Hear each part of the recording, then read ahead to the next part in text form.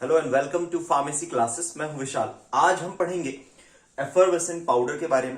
तो effervescent powder के बारे में हम क्या पढ़ेंगे कि एफरवेसेंट पाउडर होता क्या है, या एफरवेसेंट ग्रेन्यूल्स क्या होते हैं, टैबलेट्स क्या होती हैं, ये जानेंगे। साथ में जानेंगे कि एफरवेसेंट पाउडर बनाने के लिए क्या क्या कॉम्पोजिशन होना जरूरी है, उनकी कौन कौन सी मेथड्स होती हैं और इनके एप्लीकेशंस क्या हैं। इन कुछ चीजों को पढ़ेंगे और कुछ इंपॉर्टेंट क्वेश्चन जो कई बार कॉम्पिटिटिव एग्जाम्स में एफरवेसेंट पाउडर से रिलेटेड पूछे जाते हैं।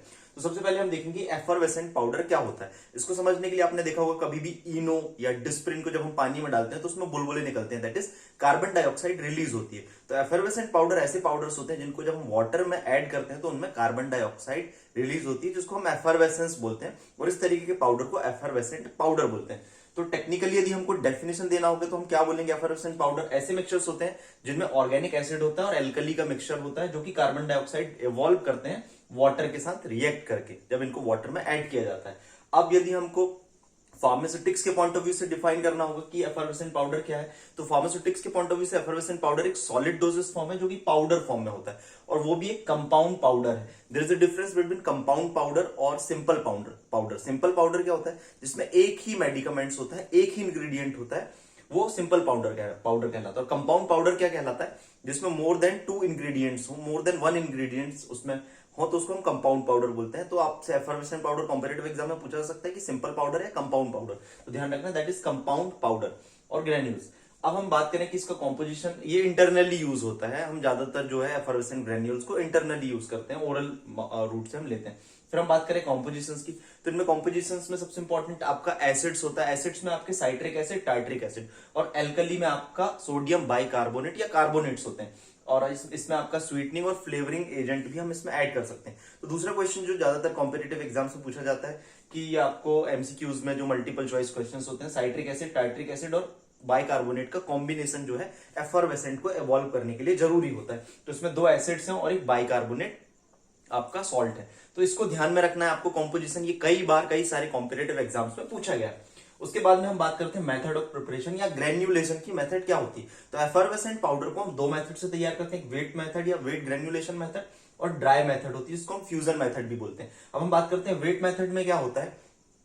इसमें आपका नॉन एक्वस सॉल्यूशन आप ले लेते हैं, नॉन एक्वस सॉल्वेंट ले लेते हैं, जैसे कि अल्कोहल या और कोई ऑर्गेनिक सॉल्वेंट, जिसमें आप सारे जो कॉम्पोजिशन पाउडर्स को हमेशा ध्यान रखना असेंडिंग ऑर्डर में मिलाते हैं। असेंडिंग ऑर्डर में मिलाते हैं, इसका मतलब हम उसके बढ़ते हुए वेट के अकॉर्डिंग जो आपका पाउडर से mixed ascending order of their weight, उनका जो वेट होता है उसके असेंडिंग ऑर्डर में हमेशा मिक्सिंग करनी पड़ती है। ये भी कॉम्पिटिटिव एग्जाम्स का क्वेश्चन है, ध्यान रखना। Powder is always mixed in ascending order of their weight. तो वेट ग्रेन्युलेशन में हम क्या करते हैं कि जो भी पाउडर्स उनको असेंडिंग ऑर्डर में मिक्स करने के बाद में हम जो सॉल्वेंट होता है, सॉल्वेंट सिस्टम को उसमें ऐड कर देते हैं, जिससे वो एक कोहेरेंट मास जैसा बना लेता है। जैसे आटे को हम गूंथते हैं और उसको हम सीब में से पास करते हैं। सीब में से जब हम पास करते हैं, 8 नंबर की सीब से पास करते हैं, तो जिससे वो प्रॉपर आपका एक ग्रेन्यूल्स फॉर्म बना लेते हैं। और उसको फिर हम उसके बाद में ड्राई करते हैं, और ड्राई करने के बाद में हम उसको एयर टाइट कंटेनर में या पॉली बैग्स में उसको पैक कर देते हैं। और इसमें एक और चीज ध्यान में रखनी, जो दोनों पाउडर में temperature should not be exceed than the 60 degree Celsius. 60 degree Celsius से ज्यादा टेम्परेचर नहीं होना चाहिए जब हम उसको ड्राई करते हैं ओवन में, जो स्टेप होता है। फिर हम बात करते हैं ड्राई मेथड की। तो ड्राई मेथड में क्या होता है, आप इसमें अलग से सॉल्वेंट ऐड नहीं करते हो। इसमें आप पोर्सलिन डिश में, एक पोर्सलिन डिश होती है या एक स्टेनलेस स्टील का कंटेनर होता है, उसको आप क्या करते हैं, जो आपकी फ्लेम होती है वाटर बाथ के ऊपर, आप उस फ्लेम में चाइना डिश या पोर्सलिन डिश को रख देते हैं और उसको आप हीट होने देते हैं। उसमें पाउडर वगैरह ऐड नहीं करते हैं।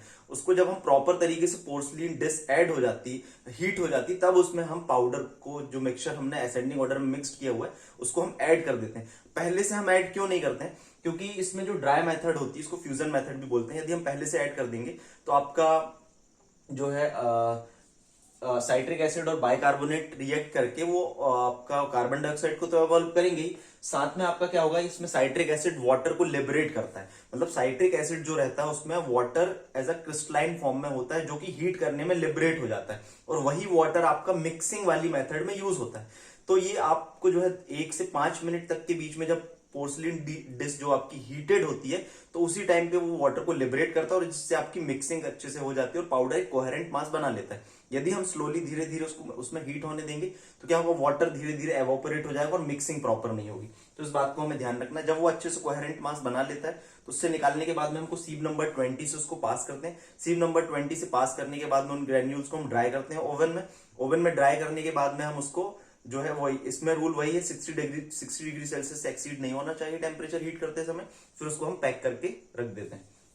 तो प्रोसीजर कॉमन है, इसमें हम ड्राई मेथड में हम सॉल्वेंट अलग से ऐड नहीं करते हैं। जो वाटर उसका क्रिस्टलाइन वाटर होता है वही आपका यूज्ड होता है। तो ध्यान में रखना है आपको कि कौन सी मेथड में हम सॉल्वेंट यूज नहीं करते हैं, ड्राई मेथड में या फ्यूजन मेथड में। फिर पाउडर हमेशा असेंडिंग ऑर्डर में मिक्स किए जाते हैं, इस बात को ध्यान रखना है। लॉस इन वेट, अब जो आपका एफर्वेसेंट पाउडर बनता है उसमें वेट लॉस क्यों होता है, ये क्वेश्चन कई बार कॉम्पिटेटिव एग्जाम से पूछा जाता है और थ्योरी में भी आप बता सकते हैं। तो आपका जब ड्राई मेथड से हम पाउडर को बनाते हैं तो उसमें जो वाटर एवापोरेट हो जाता है वो, और कार्बन डाइऑक्साइड थोड़े बहुत अमाउंट में उसमें से रिलीज हो जाती है, जिसके कारण उसका वेट लॉस होता है। फिर इनके यूजेस क्या हैं, जो एफर्वेसेंट पाउडर होता है, सबसे पहले तो ये मास्क करता है बिटर टेस्ट को। जो कार्बोनेटेड वाटर होते हैं, carbon dioxide evolution cause the masking the bitter taste. कई सारी जो ड्रग्स होती है उनका टेस्ट बिटर होता है, कड़वा होता है, तो उसको मास्क कर देता है।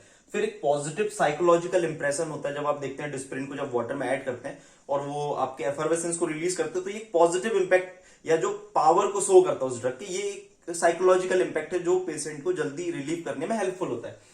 फिर हम बात करें, it increases the absorption of drug, ये आपका कार्बोनेटिव इफेक्ट भी प्रोवाइड करता है और आपका जो स्टमक है उसके एब्जॉर्प्शन की प्रोसेस, जो ड्रग है एपीआई वगैरह के एब्जॉर्प्शन की प्रोसेस को स्पीड अप करता है। फिर हम प्रॉब्लम इन टैबलेट टेकिंग, जिनको प्रॉब्लम होती है टैबलेट टेकिंग में, उनको एफर्वेसेंट फॉर्म में हम ग्रेन्यूल्स या आपका टैबलेट दे सकते हैं। हम कुछ कंप्रेस्ड पाउडर जो कि टैबलेट फॉर्म में होता है वो एफर्वेसेंट टैबलेट हम उनको बोलते हैं, और एफर्वेसेंट ग्रेन्यूल्स हम इस तरीके से एफर्वेसेंट ग्रेन्यूल्स को जो एग्जामिनेशन में बता सकते हैं, और इससे रिलेटेड आपको क्वेश्चंस भी एग्जामिनेशन में पूछे जाते हैं। तो thank you and all the best.